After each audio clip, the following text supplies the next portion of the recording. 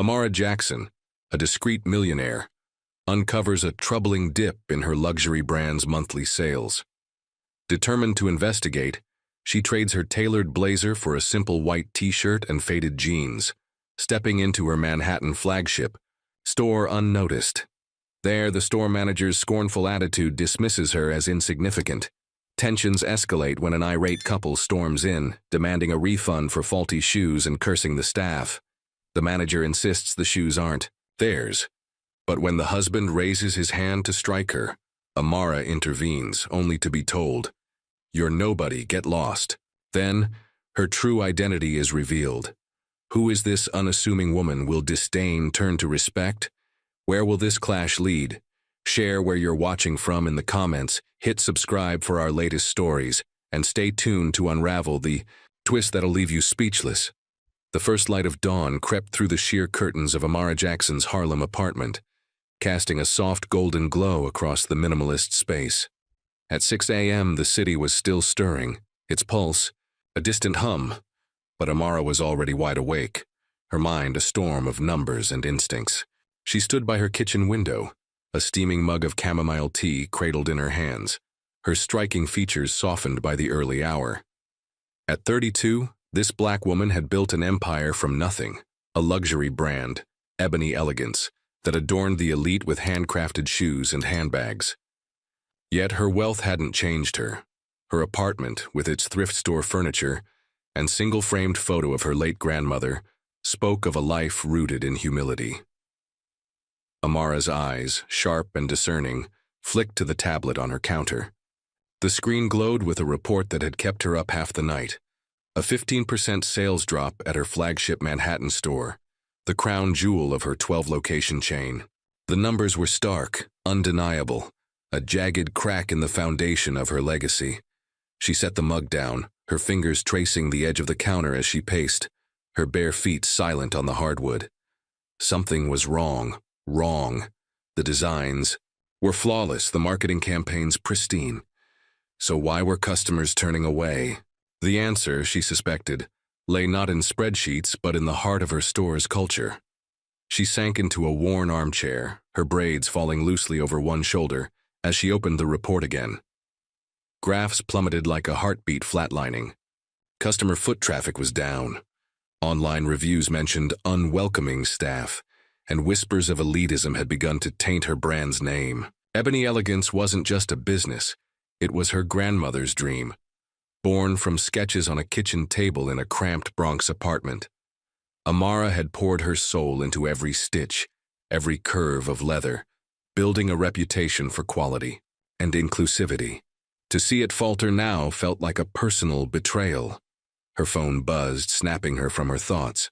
Malik, her assistant and confidant, was calling, his voice crackling through the speaker.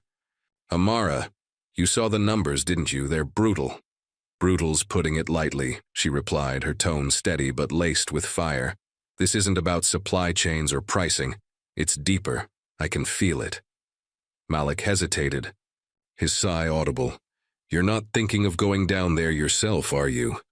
That store's staff is, particular. They're obsessed with appearances. You show up, they'll clock you as the boss in a heartbeat." Amara's lips curved into a faint smile, one that held both determination and defiance. "Not if I don't look like the boss." She crossed to her closet, bypassing the row of tailored blazers and silk dresses that screamed CEO. Instead, she pulled out a plain white t-shirt, soft from years of wear, and a pair of faded jeans that hugged. Her frame but whispered of thrift shops, not boutiques. She caught her reflection in the mirror. Simple, unassuming, a woman who could blend into any crowd. Perfect. "Amara, this is risky," Malik pressed. "That store's a viper's nest. They'll eat you alive if you don't walk in with your usual power suit and that "don't mess with me" stare." "That's the point," she countered, tying her braids into a neat bun. "I need to see the truth, Malik. Not the polished act they'd put on for the owner, but what happens when they think no one's watching. If the culture's rotten, I'll feel it the second I walk through those doors."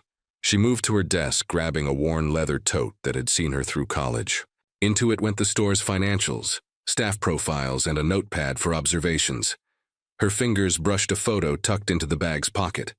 Her grandmother, smiling proudly at the opening of the first Ebony Elegance store.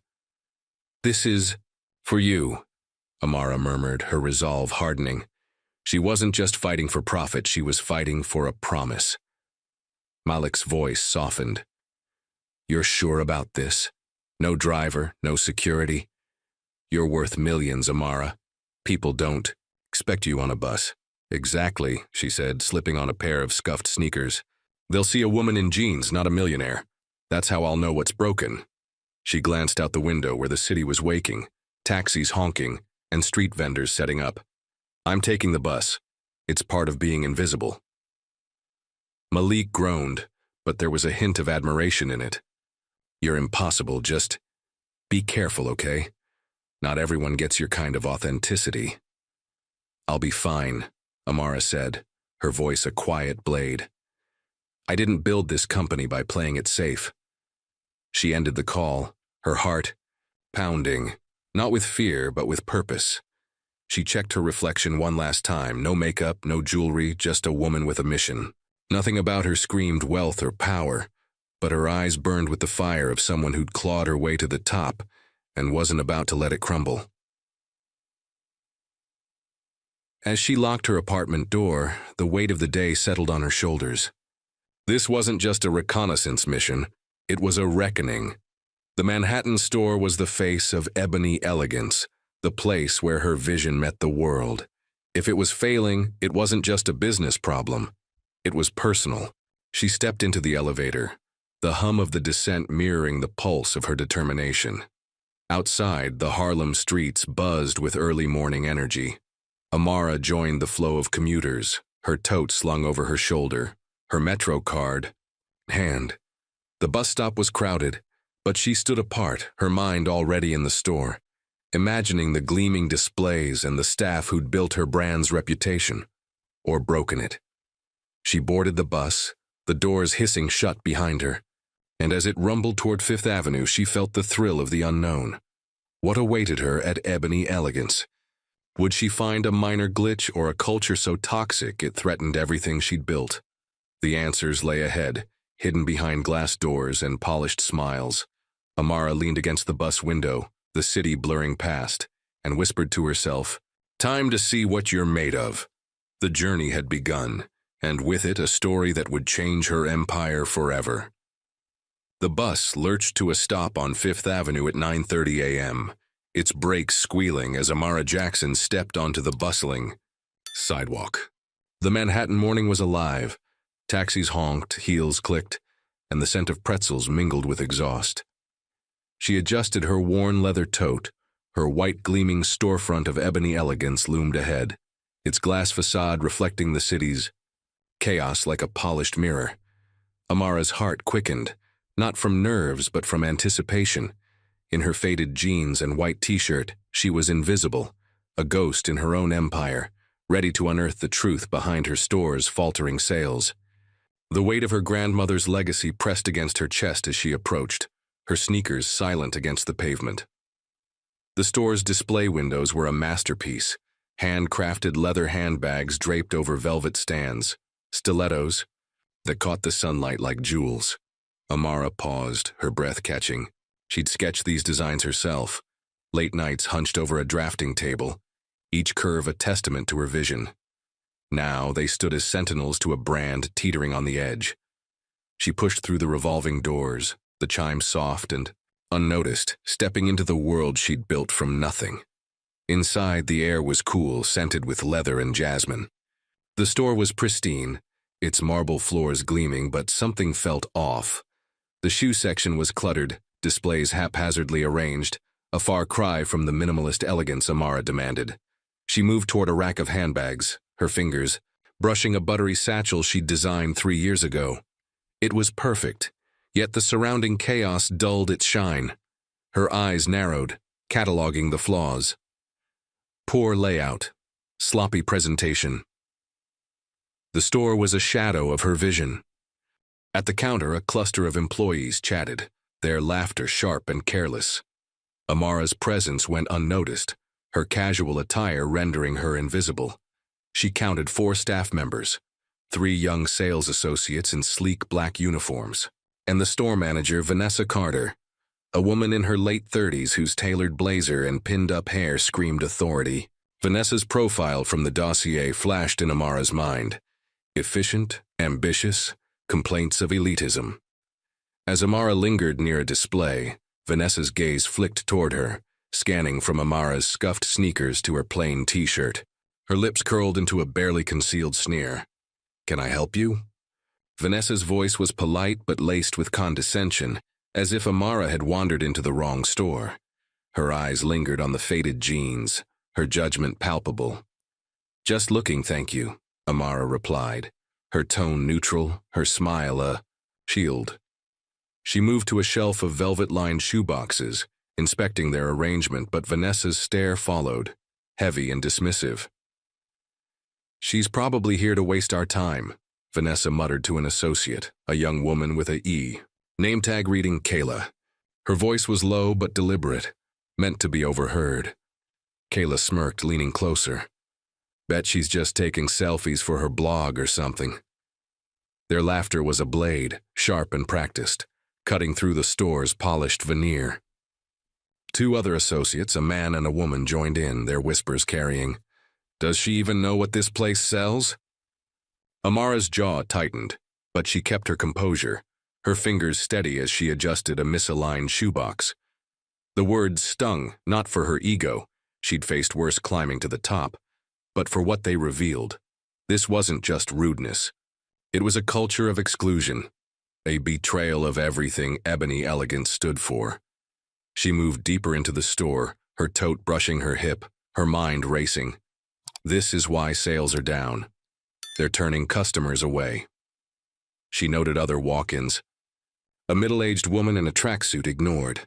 A young man in a hoodie eyed suspiciously. Only those in designer labels received smiles, offers of assistance. Amara's blood simmered. Her brand was built on welcoming everyone, from budget shoppers to billionaires, yet here, her staff gate-kept. Her legacy. She crouched to examine a lower shelf, catching the reflection of Vanessa in a nearby mirror. The manager stood with arms crossed, whispering to Kayla, her eyes locked on Amara like a hawk sizing up prey. "Maybe she's lost," the male associate Ethan said, loud enough to draw a chuckle from the group. "Tourist, probably. Thinks this is a knockoff shop. Or one of those influencers who can't afford a keychain," the other woman, Lila, added, her voice dripping with mockery. Vanessa's smile was thin, predatory. "Let her browse. She'll leave when she sees the price tags." Amara rose, her movements deliberate, and met Vanessa's gaze for a fleeting moment. Something flickered in the manager's eyes. Uncertainty, perhaps, but it vanished as she turned back to her clique. Amara's pulse steadied, her resolve hardening. She pulled a small notepad from her tote, jotting, "Cluttered displays. Hostile staff. Culture toxic." Each word was a verdict, a step toward the reckoning she'd come to deliver. She moved to a corner display, her fingers tracing a pair of pumps she'd designed for her grandmother's 70th birthday. The memory softened her, but the staff's next barb cut through. "God, who let her in here?" Kayla's voice, bold now, rang out. Amara's hand stilled. She was no stranger to being underestimated. Her skin, her gender, her roots had made her a target before. But this was different. This was her store, her dream, and they were dismantling it with every snide word. The store's energy shifted, the air growing heavier. Amara sensed the storm brewing, not just in her but in the space itself. She glanced at the entrance where the revolving doors spun lazily, admitting a new customer. The staff's laughter faded, their focus shifting, but Amara knew this was only the calm before the chaos. She slipped the notepad back into her tote, her eyes scanning the room one last time. The truth was here, raw and ugly, and she'd seen enough to know where to strike first. Vanessa's clique resumed their chatter, oblivious to the woman in their midst, the one who held their future in her hands. The clock above the Ebony Elegance counter ticked past 9:45 a.m., its soft clicks drowned by the low hum of Manhattan filtering through the store's glass doors. Amara Jackson stood near a display of hand-stitched leather clutches, her fingers grazing their flawless seams, but her senses were tuned to the venomous whispers slithering through the air. The pristine marble floors and jasmine-scented atmosphere couldn't mask the rot she'd uncovered. In her faded jeans and white t-shirt, she was a specter in her own empire, absorbing every barbed word from the staff who thought her beneath notice. Her tote hung heavy at her side, its contents, financials, profiles, her grandmother's legacy, anchoring her resolve. The store was quiet, save for the click at the counter. Vanessa Carter, the manager, leaned against the glass, her tailored blazer a stark contrast to Amara's thrift shop simplicity. Her eyes, cold and calculating, flicked toward Amara, who was now inspecting a row of satin-lined shoeboxes. Vanessa's lips twitched. A silent verdict passed. "She's still here?" she muttered to Kayla, the young associate whose smirk mirrored her boss's disdain. "What's she even looking at? Those pumps are 3 months' rent for someone like her." Kayla's laugh was sharp, a shard of glass in the perfumed air. Probably daydreaming. "You know, maybe one day I'll afford a keychain." She tossed her hair, glancing at Ethan and Lila, the other associates, who hovered nearby like vultures circling a kill. Ethan, lanky and smug, adjusted his name tag and chimed in. "Bet. She's one of those wannabe influencers, here for the aesthetic, not the purchase." Lila nodded, her voice a conspiratorial hiss. "Look at her jeans. Does she think this is a flea market?" Amara's pulse quickened, not from hurt but from clarity. Each word was a nail in the coffin of her store's reputation, a confirmation of the toxic culture bleeding her sales. Dry. She moved to a rack of handbags, her movements deliberate, her face a mask of calm. But inside, a fire roared. These weren't just insults. They were a betrayal of Ebony Elegance's soul, a brand built to celebrate quality for all, not just the elite. She crouched to realign a misplaced clutch, her fingers steady despite the storm in her chest. The whispers grew bolder, unchecked by the sparse morning crowd. A middle-aged woman in a tracksuit browsed nearby, her hesitant steps ignored by the staff. Across the store, a young man in a hoodie fingered a pair of loafers, only to catch Ethan's suspicious glare. Amara's eyes darted between them, cataloging the pattern. Anyone who didn't scream wealth was dismissed, their presence an inconvenience. She straightened, catching Vanessa's reflection in a mirrored pillar. The manager's gaze was predatory. Her arms crossed as she murmured to Kayla, "If she touches anything, make sure she doesn't smudge it." Kayla snickered, loud enough to carry. God, can you imagine her trying to buy something? She'd probably ask for a payment plan. The group's laughter was a chorus of exclusion, slicing through the store's elegance. Amara's jaw tightened, her breath shallow. She'd faced judgment before, her skin, her roots, her audacity to rise. But this was different. This was her sanctuary, defiled by those entrusted to uphold it. She slipped a hand into her tote, pulling out her notepad, her pen scratching a verdict. Staff gatekeeping. Customers alienated. Culture rotten. She moved to a corner display, where a pair of emerald green stilettos gleamed under soft lighting. They were her design, inspired by her grandmother's love of bold colors. The memory steadied her, but Lila's next barb cut through. Why is she still poking around? Doesn't she get that she doesn't belong here? Ethan's voice followed, mocking. Maybe she's lost. Someone tell her the discount store's down the street. Vanessa's smile was thin, a blade's edge. Let her wander. She'll slink out when she sees the prices. People like her always do. Amara's fingers froze on the stilettos, her reflection staring back from the display's glass. People like her. The phrase was a dagger, not for its sting, but for what it revealed. This wasn't about her. It was about every customer who'd walked in, wallet ready, only to be judged unworthy. She thought of the online reviews. Staff made me feel small, cold and unwelcoming. and the 20% drop in walk-in traffic.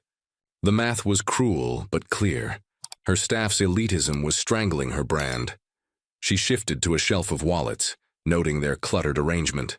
The chaos was symbolic, a mirror of the disorder within.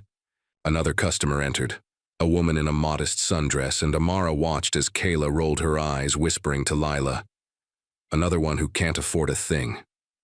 The woman hesitated, then left, her shoulders slumped. Amara's pen scratched harder. Staff driving customers away, urgent overhaul needed. The air grew heavier, the store's elegance a facade crumbling under the weight of disdain. Vanessa's clique resumed their chatter, their voices a relentless drip of poison. Amara's eyes swept the room, taking in the gleaming fixtures, the products she'd poured her soul into. This was her creation, yet it felt foreign, hijacked by a culture she hadn't sanctioned. She tucked the notepad away, her resolve a steel rod in her spine. She wasn't just here to observe. She was here to reclaim. A new sound broke the rhythm, a faint chime as the revolving doors spun, admitting another presence. The staff's laughter faltered, their focus shifting, but Amara remained still, her senses sharp. The whispers had painted a vivid picture, one of arrogance and exclusion, and she'd seen enough to know the battle ahead. Vanessa's gaze flicked toward her one last time, a fleeting challenge, unaware that the woman in faded jeans held the power to reshape their world. Amara's lips curved, not in a smile but in determination. The stage was set, and the truth was hers to wield. The ebony elegant store hummed with deceptive calm at 10:15 a.m., the jasmine-scented air masking a brewing storm. Amara Jackson stood near a display of sapphire blue pumps, her fingers brushing their flawless leather, but her senses were locked on the counter where Vanessa Carter and her clique held court. The manager's tailored blazer gleamed under the store's soft lights, her authority unchallenged, until the revolving doors spun violently, shattering the morning's rhythm. A well-dressed couple stormed in, their faces twisted with fury, the man clutching a pair of scuffed loafers like a weapon. Amara's pulse quickened, her instincts flaring. In her faded jeans and white t-shirt, she was still invisible, a silent observer in her empire. But the scene unfolding promised to crack the store's polished facade wide open. The man, broad-shouldered in a pinstripe suit, slammed the loafers onto the glass counter, the sound echoing like a gunshot. These shoes fell apart after one. "Where?" he roared, his voice bouncing off the marble floors. $800 and they're trash. I want a refund. Now!" His wife, draped in a crimson coat, stepped forward, her eyes blazing. "Your brand's a scam. We're not leaving until we see the manager." The air thickened, customers pausing mid-browse, the staff's chatter dying instantly. Vanessa, caught mid-sentence with Kayla, straightened, her professional smile strained but intact. She stepped to the counter, her heels clicking with forced calm. "Sir, madam, let's discuss this calmly," she said, her voice smooth but edged with tension. She lifted the loafers, her fingers tracing the worn soles, her brow furrowing. "These don't look like our designs. Can you show me a receipt?" Her tone was polite, but the accusation hung heavy. She doubted their claim. The man's face reddened, his fists clenching. "You're calling us liars?" he bellowed, leaning over the counter, his bulk looming. "I'll have your job for this. Where's the manager?" "I am the manager," Vanessa replied, her smile tightening, her eyes flicking to the associates for support. Kayla, Ethan, and Lila hovered behind her, their faces a mix of unease and defiance. The wife jabbed a finger at Vanessa. "You think you can brush us off? We're not nobodies. We'll sue this place to the ground." Amara, standing mere feet away, watched the exchange with razor-sharp focus. Her tote hung at her side, her notepad untouched, but her mind racing. The couple's outrage was loud, but Vanessa's response was telling, defensive, not conciliatory. The manager's earlier disdain for Amara echoed in her posture now, a gatekeeper, not a problem solver. Amara's eyes darted to the loafers. The stitching was sloppy, the logo off-center, not ebony. Elegance's work. Vanessa was right. But her approach was gasoline on a fire. The man's voice rose, drawing every eye in the store. "You're ripping people off and then lying about it." He swept the loafers off the counter, sending them skidding across the floor. Customers gasped, stepping back. Vanessa flinched, her composure cracking. "Sir, please, we can't refund non-authentic products," she said, her voice sharper now. "If you don't have a receipt." "Don't lecture me," the man cut in, his arm jerking upward as if to strike. Vanessa recoiled, her hand flying to her chest, her eyes wide with shock. Amara's instincts kicked in, her body moving. Before her mind caught up, she stepped between the man and Vanessa, her frame slight but unyielding, her hand snapping out to grab his wrist midair. "That's enough," she said, her voice low, steady, a blade cutting through the chaos. The man froze, his arm rigid in her grip, his eyes narrowing. The store fell silent, the air electric with tension. Vanessa, still reeling, shot Amara a glare, her shock laced with annoyance as if this stranger's interference was an insult. "Who the hell are you?" the man snarled, yanking his arm free. His face was a mask of contempt, his wife echoing his scorn. "This doesn't concern some random nobody, get lost." The word nobody landed like a slap, but Amara didn't flinch. Behind her, Vanessa's clique exchanged smirks, Kayla whispering to Lila, "She's sticking her nose in now." Ethan's chuckle was soft but audible, their amusement a stark contrast to the couple's rage. Amara stood her ground, her eyes locked on the man's, her presence a quiet storm. "You don't get to raise a hand in my store," she said, her words measured but carrying an authority that made the wife's sneer falter. The man laughed, a harsh barking sound. "Your store? What, you clean the floors here?" The wife's lips curled. "Mind your business or you'll regret it." The staff's smirks widened, Vanessa's glare softening into something like pity. They saw a woman in thrift shop clothes, overstepping her place, about to be humiliated. But Amara's heart was steady, her resolve a steel thread woven through years of breaking barriers. She sensed the tipping point, the moment where this confrontation could spiral or shift. Her tote brushed her hip, a reminder of the power she held, the truth she'd yet to unveil. The couple's fury, Vanessa's defensiveness, the staff's mockery, all of it swirled around her, a storm she'd walked into willingly. Customers watched, some edging toward the exit, others frozen in morbid curiosity. The man took a step closer, his bulk intimidating, but Amara didn't budge. Her voice, when she spoke again, was calm but unyielding. "Step back, now." The command hung in the air, a challenge unanswered, as the store held its breath, teetering, on the edge of chaos. The air in ebony elegance crackled with tension at 10:20 a.m., the store's marble floors reflecting the harsh glow of overhead lights. Amara Jackson stood resolute, her hand still tingling from gripping the angry man's wrist, her faded jeans and white t-shirt a stark contrast to the opulence around her. The couple's fury hung like a storm cloud, the man's face contorted, with contempt after her intervention. "Who the hell are you?" he spat, his voice a venomous growl. "Some random nobody? Get lost." His wife's sneer mirrored his, her crimson coat swaying as she jabbed a finger.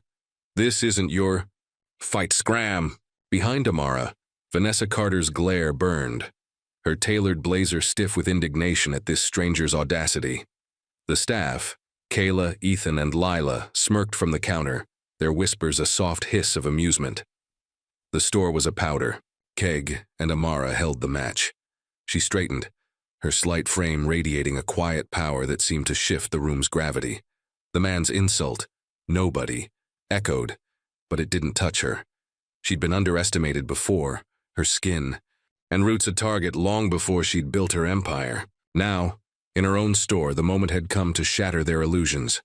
Her eyes, sharp and unyielding, locked onto the man's, then swept to Vanessa, whose annoyance was giving way to curiosity. The staff's smirks faltered, sensing a change. In the air, like the hush before a thunderclap. "I'm not a nobody," Amara said, her voice clear, cutting through the chaos like a blade. "I'm Amara Jackson, the owner of Ebony Elegance." The words landed like a detonation. The silence that followed deafening. The man's jaw slackened, his arm dropping as if the fight had been sucked out of him. His wife's hand froze mid-gesture, her eyes widening in slow horror. Vanessa's face drained of color, her lips parting soundlessly, her blazer suddenly seeming too tight. Kayla gasped, her hand flying to her mouth while Ethan and Lila exchanged panicked glances, their earlier laughter a distant memory. The store's atmosphere shifted, the jasmine scent now heavy, oppressive. Customers, frozen in their browsing, stared, some clutching handbags like lifelines.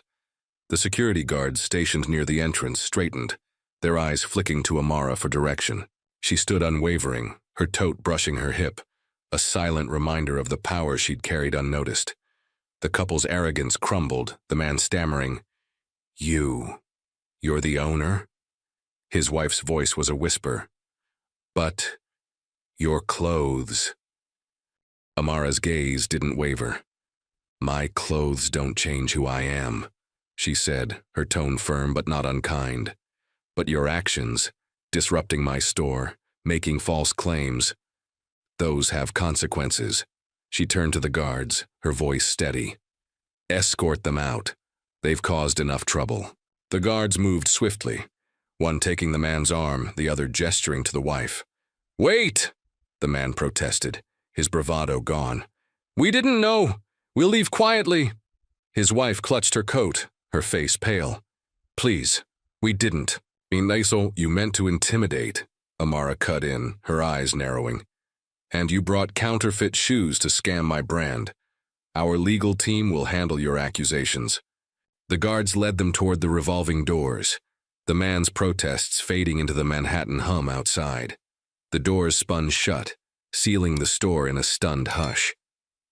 Amara turned to Vanessa, whose shock had morphed into something like dread. The manager's hands trembled, her earlier disdain replaced by a dawning realization. Kayla, Ethan, and Lila stood rooted, their faces a gallery of fear and regret. Amara's presence filled the room, her simplicity now a stark contrast to the authority radiating from her.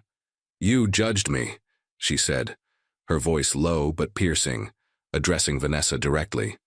"You saw jeans and sneakers and decided I didn't belong. How many customers have you dismissed the same way?" Vanessa opened her mouth, but no words came. Her eyes darted to the staff, seeking an ally, but they avoided her gaze, their earlier camaraderie dissolved. Amara stepped closer, her sneakers silent on the marble. "This store's sales are down 15%, she continued, her words a scalpel. "Customers feel unwelcome, and it starts with you." She gestured to the cluttered displays, the neglected corners. "This isn't the ebony elegance I built. My brand welcomes everyone, not just those in designer labels." The weight of her words settled over the staff, their silence a confession. A customer, an older woman in a modest scarf, nodded softly, her eyes on Amara with quiet respect. The store felt smaller, the opulence dimmed by the truth now laid bare. Amara's tote hung at her side, a symbol of her unseen power, but it was her voice that commanded the room. "I came here to understand why my legacy is faltering," she said, her gaze sweeping the staff. "And I've seen enough." Vanessa's shoulders slumped, her authority unraveling. Kayla's hands fidgeted, Ethan's smirk long gone, Lila's eyes fixed on the floor. Amara's heart was steady, her resolve a fire tempered by years of breaking barriers. She'd walked in as a stranger, but now she stood as their reckoning. "This ends today," she said, her voice a promise. "You'll learn what this brand stands for, or you won't be part of it." The store's silence was profound, broken, only by the faint tick of the clock. Amara's eyes lingered on Vanessa, the woman who'd set this toxic tone, then moved to the staff, their faces a mirror of their misjudgments. The customers watched, some whispering, others standing in awe. Amara's simplicity, her jeans, her t-shirt had been their blind spot, but now it was her strength. The truth was out, and with it the first step toward reclaiming her empire. At 11 a.m., the back office of Ebony Elegance was a claustrophobic cocoon, its walls lined with sales charts and employee schedules, the air thick with the residue of jasmine and tension. Amara Jackson stood before the store's 10 employees, her faded jeans and white t-shirt a stark contrast to the polished uniforms of the staff packed into the cramped space. The fluorescent lights buzzed faintly, casting sharp shadows across their faces. Vanessa Carter's pale with dread, Kayla's wide-eyed, Ethan and Lila's downturned in shame. The chaos of the morning's confrontation lingered like smoke, but Amara's presence was a steady flame, commanding silence. Her tote rested on a nearby table, a silent witness to the reckoning she was about to deliver. She stood at the room's center, her braids neatly tied, her posture unyielding yet calm like a general surveying a battlefield. The employees sat on folding chairs, their usual chatter replaced by a heavy stillness, their eyes darting between Amara and the floor. Vanessa, perched at the edge of her seat, clutched her blazer's hem, her earlier authority reduced to a fragile veneer. The others, Kayla, Ethan, Lila, and the remaining associates, shifted uncomfortably, their earlier smirks buried under the weight of Amara's revealed identity. The clock on the wall ticked relentlessly, each second a reminder of the empire at stake. Amara's voice, when she spoke, was clear, deliberate, slicing through the room's unease. "Every one of you has contributed to Ebony Elegance's success," she began, her gaze sweeping the group, locking eyes with each employee. "From stocking shelves to closing sales, you've helped build this brand. But today, I saw something that threatens everything we've created." Her words hung heavy, a verdict delivered with quiet force. Vanessa's shoulders stiffened, her knuckles whitening as she gripped her chair. She paced slowly, her sneakers silent on the linoleum floor, her presence filling the small room. "This store's sales are down 15%, she said, her tone unwavering. "Walk-in traffic has dropped 20% because customers feel unwelcome. They walk in, wallets ready, and leave feeling judged. That's not a market problem, that's a you problem." Her eyes landed on Vanessa, whose gaze dropped, unable to meet the intensity of her stare. The manager's earlier disdain, her muttered barbs about Amara's jeans, now seemed a distant, reckless misstep. Amara stopped pacing, planting herself before the group. "I built Ebony Elegance to be a place where quality matters more than appearances," she said, her voice rising with conviction. "Where a teacher in sneakers or a CEO in a suit can walk in and feel valued. But you've turned it into a clique, deciding who's worthy based on their clothes." She gestured toward the door, beyond which the store's displays stood in disarray. "That's why customers are leaving. That's why my grandmother's dream, my dream, is faltering." The room was silent, the weight of her words pressing down like gravity. Kayla's hands fidgeted in her lap, Ethan's jaw clenched, and Lila stared at her shoes, her earlier bravado gone. Amara's heart pounded, not with anger but with purpose. She'd seen the store's flaws, cluttered displays, hostile attitudes, and now she saw the path to fix them. "Starting next week," she announced, her voice a beacon in the dim room, "every employee will attend a mandatory customer service training program. I'll teach it myself." A murmur rippled through the group, quickly stifled as Amara's gaze sharpened. "You'll learn to see every customer as an opportunity, not a stereotype," she continued. "You'll learn to treat people with the respect this brand demands, whether they're in sweatpants or silk." She turned to Vanessa, whose face was a mask of barely concealed panic. "Vanessa, as manager, you set the tone. Your leadership has fostered this culture, and it's unacceptable. You're on probation, effective immediately." Vanessa's breath hitched, her eyes widening, but she said nothing, her silence a tacit admission. The other employees exchanged glances, the reality of their missteps sinking in. Amara's voice softened, but her resolve didn't waver. "Your performance in this training will determine your future here," she said, addressing Vanessa but speaking to all. "Show me you can change or you won't be part of this company." She stepped back, her tote catching her eye, a reminder of the dossiers inside, profiles of these very employees, their strengths and flaws, She'd hired them for their potential, but potential meant nothing without accountability. "This brand is my legacy," she said, her voice low, almost reverent. "It's not just about handbags or shoes. It's about making people feel seen, valued, no matter who they are. You've lost sight of that, but I'm here to bring it back." The room felt smaller, the walls closing in under the weight of her words. A young associate, barely 20, raised a hesitant hand, then lowered it, too intimidated to speak. Amara noticed, her eyes softening briefly, but she pressed on.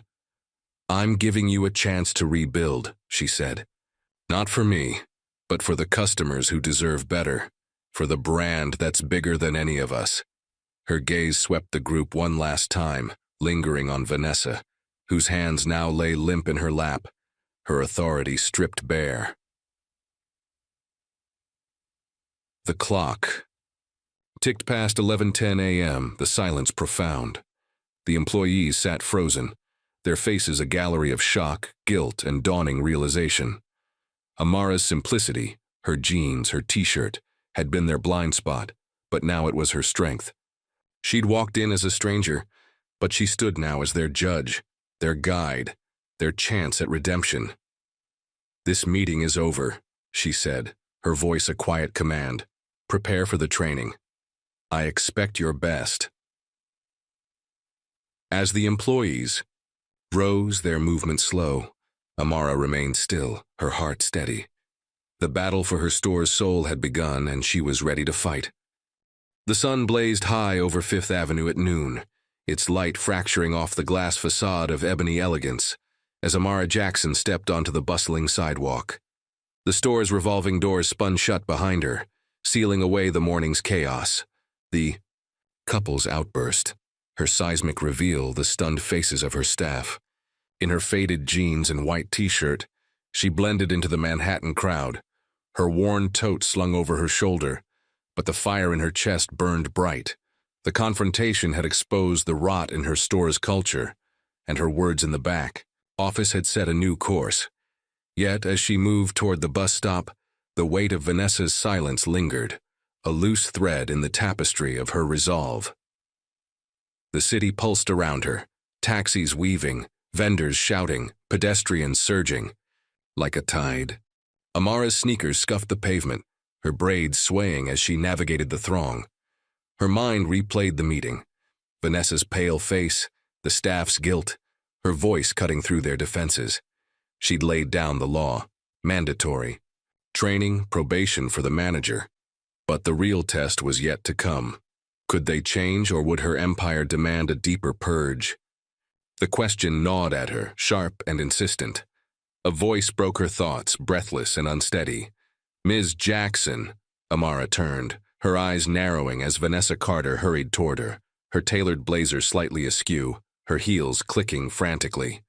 The manager's usual polish was frayed, her hair loosened, her lipstick smudged, her composure a fragile mask.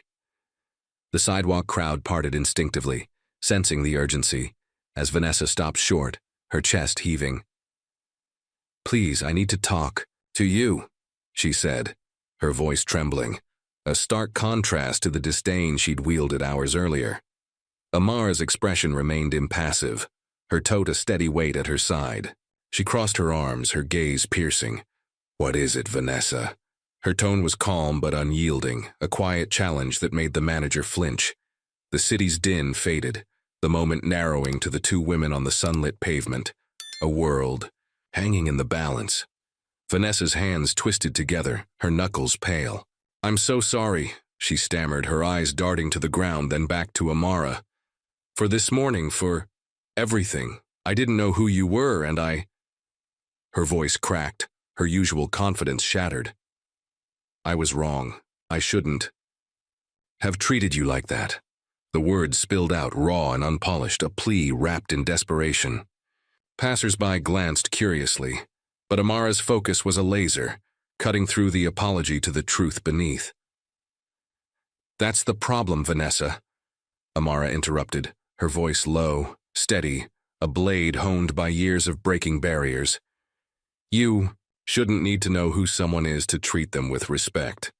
She stepped closer, her sneakers silent, her presence towering despite her simplicity. You saw my jeans, my t-shirt, and decided I was nothing. How many customers have you dismissed the same way? How many sales, my sales, have you cost because of your prejudice? Vanessa's face crumpled, her eyes glistening, but Amara didn't soften. The manager's apology was a start, but it was hollow without action, a gesture born of fear, not transformation. I didn't think, Vanessa whispered, her voice barely audible over the city's hum. I was caught up in the moment, in how things are here. I know that's no excuse.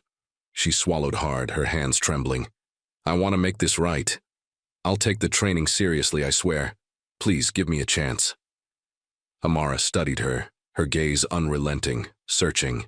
For sincerity in the manager's faltering demeanor, Vanessa's eyes, once sharp with scorn, now held a flicker of something else. Shame, perhaps, or the faint spark of resolve. But Amara had seen too many empty promises in her climb to the top. She thought of her grandmother, whose dream had built ebony elegance, whose faith in people had shaped Amara's own. Could Vanessa be redeemed, or was she a liability to that legacy? I'm not ready to accept your apology, Amara said, her voice firm, cutting through Vanessa's hope like a cold wind. Words are cheap, Vanessa. You've set a tone in that store that's driven customers away, tarnished my brand. If you want my trust, you'll earn it through your actions. She paused, letting the weight of her words settle. The training isn't just a requirement. It's your chance to prove you belong here. Show me you can change or you're out. Vanessa nodded, her lips pressed tight, tears brimming but unshed. I understand, she said, her voice small, stripped of its earlier arrogance. I'll do whatever it takes. The promise hung, fragile, a thread Amara wasn't ready to grasp. She turned toward the bus stop, the city's rhythm swelling around her, but Vanessa's voice called her back one last time. Ms. Jackson, thank you for giving me a chance. Amara didn't turn, her gaze fixed on the approaching bus, its brakes hissing as it slowed. Don't thank me yet, she said over her shoulder, her voice a quiet command. Show me. She stepped onto the bus, the doors closing with a soft thud, sealing Vanessa on the sidewalk, a lone figure in a sea of strangers. The manager stood frozen, her blazer a stark contrast to the crowd, her face a map of regret and determination. As the bus pulled away, Amara leaned against a window, the city blurring past. Her tote rested on her lap, a silent partner in her mission. She thought of Vanessa's trembling hands, her stammered words, and the long road ahead. The apology was a crack in the manager's armor, but cracks could widen or mend. Amara's heart was steady, her resolve a steel thread woven through years of battles. The fight for her store's soul was far from over, but this moment, raw and unscripted, was a step toward reclaiming her vision. 3 months later, at 7 p.m., the Manhattan skyline glittered beyond the floor-to-ceiling windows of Amara. Jackson's modest office, a converted loft above her Harlem apartment. The room was sparse, a desk, a worn armchair, a single photo of her grandmother smiling at the first ebony elegance opening, but it hummed with purpose. Amara sat at the desk, her braids loose, her white t-shirt swapped for a simple sweater, her eyes fixed on a tablet glowing with the latest sales reports. The numbers were a revelation. The flagship store's revenue had surged 25%, shattering its previous peak. Her customer service training, now rolled out across all 12 locations, had rewritten the brand's story. Yet, as she scrolled through the data, her mind drifted to the day that sparked it all, a day of disdain and defiance that had set this transformation in motion.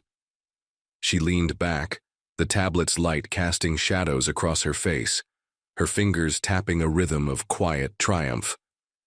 The reports told a story of renewal, foot traffic up, online reviews glowing with praise. Staff made me feel like royalty, welcoming to everyone, no matter how you're dressed. But numbers were only part of the victory. Amara, had fought for her grandmother's dream, for a brand that valued substance over surface, and the evidence of that fight was now etched into every store. She closed her eyes, picturing the flagship's gleaming displays, once cluttered, now pristine, a testament to the culture she'd reclaimed. Her phone buzzed, a video call from her assistant, Malik, his face beaming. "Amara, you've seen the numbers, right? We're killing it." His voice crackled with excitement, but Amara's smile was measured, her mind on the human cost of this turnaround. "It's more than numbers, Malik," she said, her tone warm but firm. "It's about what we've changed." She thought of Vanessa Carter, the manager whose scorn had once poisoned the store, now a linchpin in its revival. The memory of her trembling apology on the sidewalk lingered, but it was Vanessa's actions since that day that had shifted Amara's perspective. 2 weeks ago, Amara had visited the flagship unannounced, slipping in as a customer once more. Her jeans and sneakers a deliberate echo of that fateful morning. The store was transformed, displays minimalist, shoes and handbags arranged with precision, the air vibrant with purpose. Vanessa, once a gatekeeper of elitism, had greeted an elderly woman in a faded coat with genuine warmth, kneeling to show her a handbag's features, offering a chair when the woman's cane wobbled. The customer left with a $600 purse and a smile promising to return. Amara had watched from a corner, her heart swelling, her tote a silent witness to the change she'd demanded.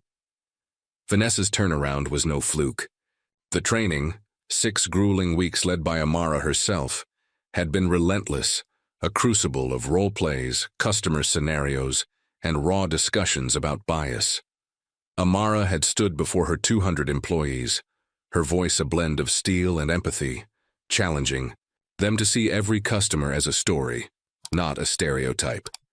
Vanessa had been the first to volunteer for mock interactions, her initial stiffness giving way to a quiet sincerity that surprised even Amara. The manager's probation had ended last month, her performance earning a cautious nod from the woman she'd once dismissed. The other staff, Kayla, Ethan, Lila, had followed, their smirks replaced by diligence. Kayla now chatted with teens, browsing on budgets. Ethan helped elderly shoppers with patience, and Lila memorized customer preferences, turning one-time buyers into regulars.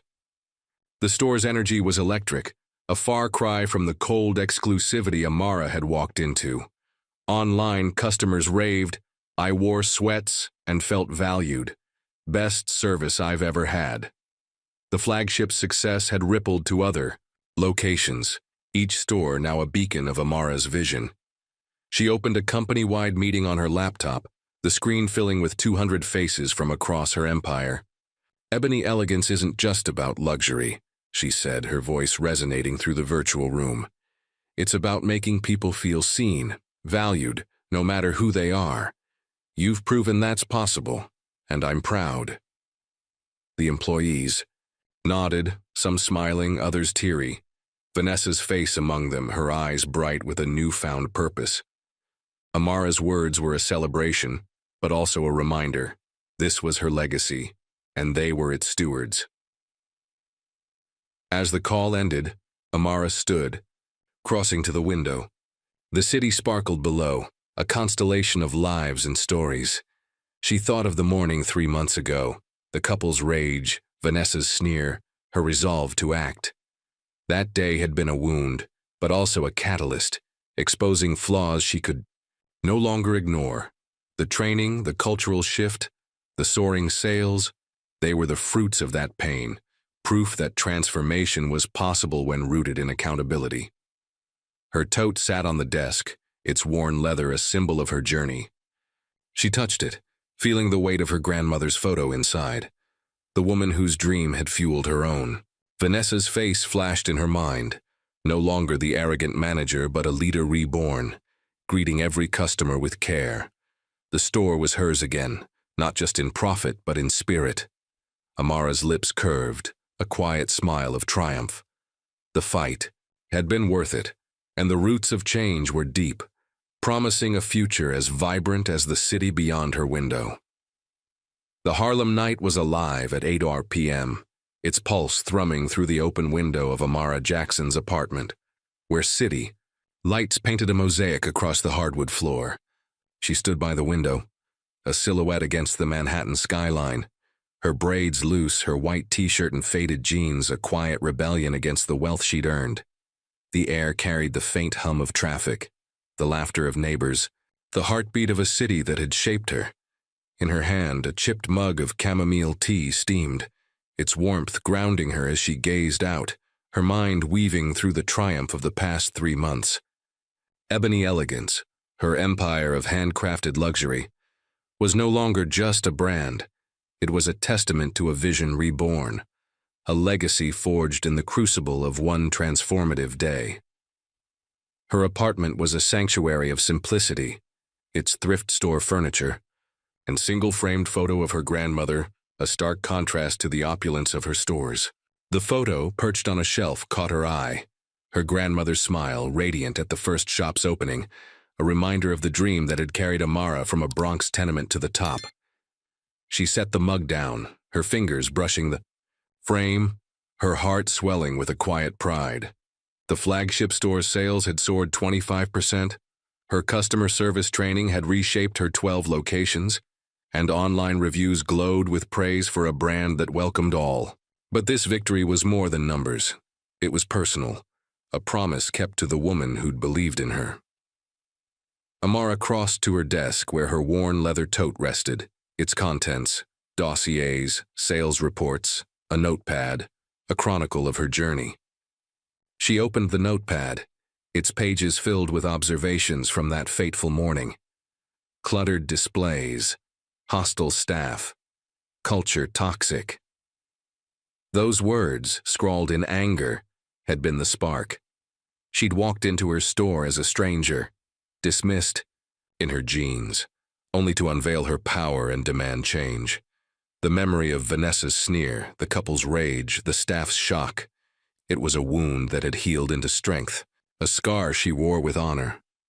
Her phone buzzed, a message from Malik. Just got another 5-star review. The customer said Vanessa made her feel like family. Amara smiled, the words a balm.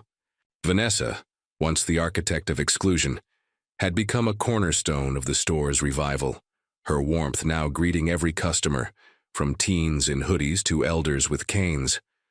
The training Amara had led, 6 weeks of raw, unflinching work, had cracked open the staff's biases, teaching them to see beyond appearances. Vanessa's probation had ended, her actions proving her worth, but it was her quiet sincerity that had won Amara's respect. She thought of her last visit to the flagship a week ago, slipping in unannounced as she often did. The store was a vision, displays sleek handbags and shoes arranged like art, the air vibrant with purpose.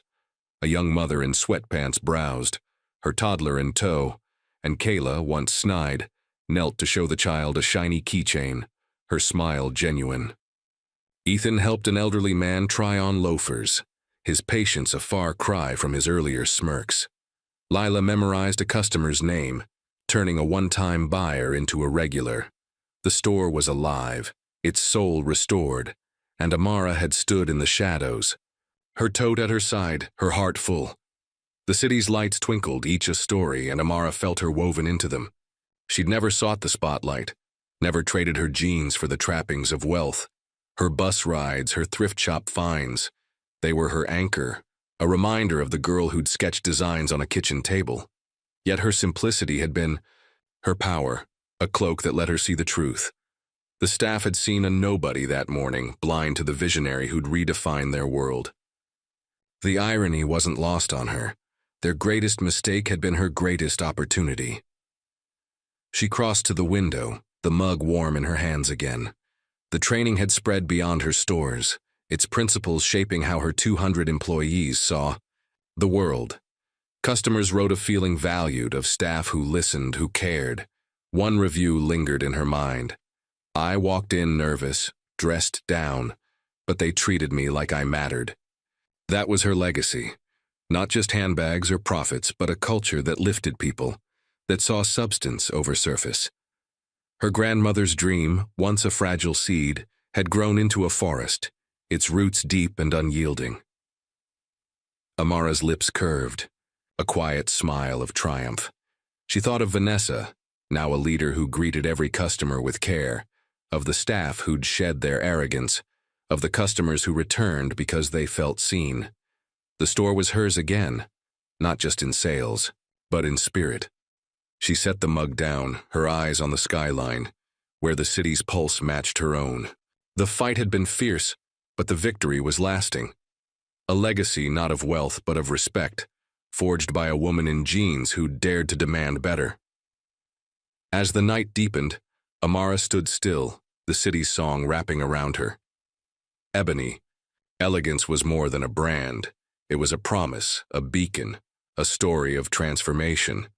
And she, the unassuming visionary, was its heart, forever rooted in the truth that appearances were nothing compared to the substance beneath.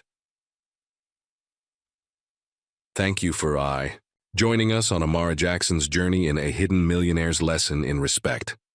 Her story reminds us that true worth lies beyond appearances, and leadership is about uplifting others. What did you think of Amara's transformation of ebony elegance? Share your thoughts in the comments. We'd love to hear your reflections. Huge thank you for listening, and we can't wait to bring you another inspiring tale. Until next time, stay curious and keep looking beneath the surface.